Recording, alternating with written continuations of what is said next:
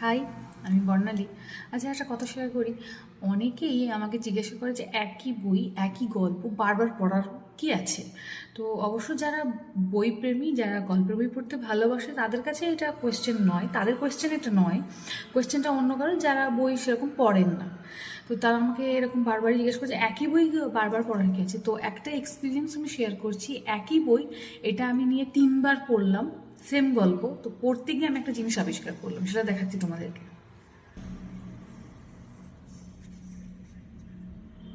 আমি অন্য ভিডিওতে তোমাদের সাথে শেয়ার করেছি যে আমার ছোটবেলাটা মামাবাড়িতে কেটেছে।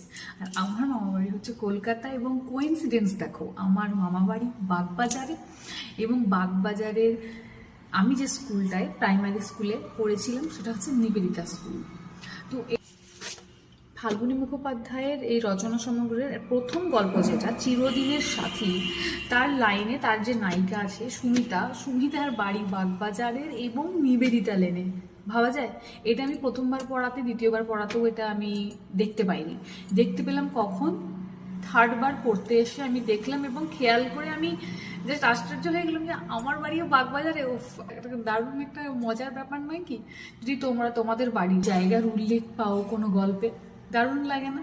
তো তোমরাও দেখো, যখনই কোনো বই দ্বিতীয়বার বা তৃতীয়বার পড়বে, তোমরা নতুন কিছু না কিছু আবিষ্কার করবেই, বা কিছু একটা লেখনী তোমার আশ্চর্য রকমভাবে মনে হবে এটা তো নোটিসই করিনি। তাই রিপিটে পড়া গল্পের বই অবশ্যই ভালো, এটা খুবই ভালো। বাই।